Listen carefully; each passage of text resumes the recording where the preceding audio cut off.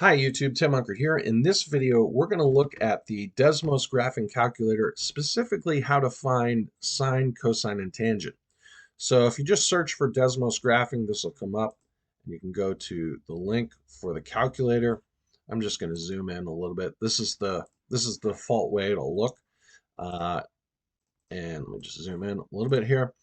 And a lot of times when people find sine, they want to find the sine of a certain degree angle.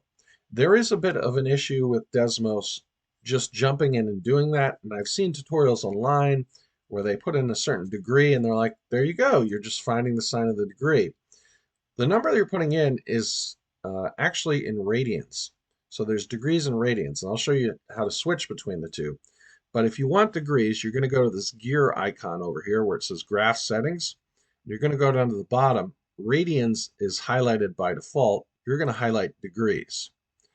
Okay?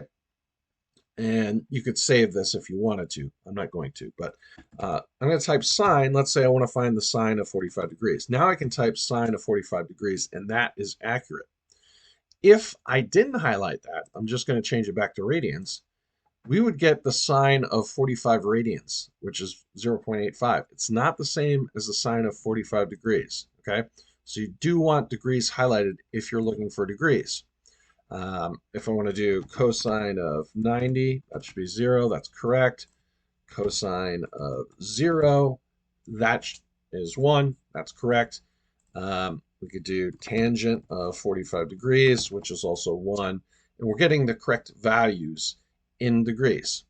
Now, if I want to delete all this stuff, I can go up to the gear icon and I can delete all. And let's say I actually do want to do radians. Well, I can do that.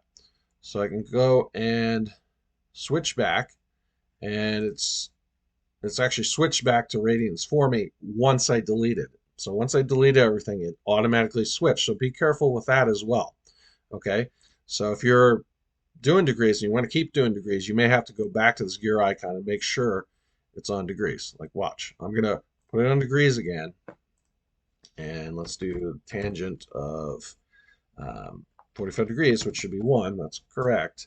And I look here, yep, I'm still in degrees. If I go to radians, I'm going to get a totally different value because now I'm doing the tangent of 45 radians.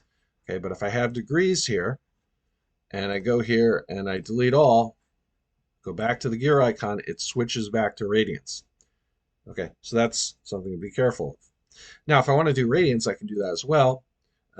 Pi over 4 is 45 degrees, so if I wanted to do the tangent of pi over 4, I'm going to bring up this keypad here, and I'm going to just do pi and then divide that by 4, and we get the same value as tangent of 45 degrees because pi over 4 radians is 45 degrees. Okay, and we could just do pi radians or 2 pi radians or 3.4 pi radians with all sine, cosine, and tangent.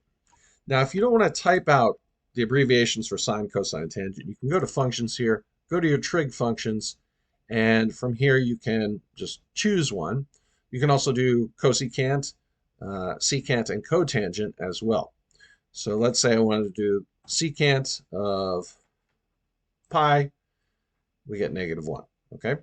So that's a quick little tutorial on Desmos. Just be careful with picking between degrees and radians. Again, I've seen tutorials online where they just go ahead and put in the degree measurement and they don't specify that they've switched this to degrees, which I'm not sure they have or they haven't, because they were doing some arbitrary degree.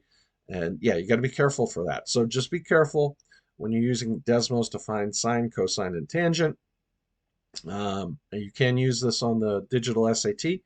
I would take advantage of it, but again, make sure that you're on the one you want, and when you delete everything up here, make sure it doesn't reset, or if it does, switch it back. Hopefully this video was helpful to you. If it was, please like and subscribe. Thanks for watching.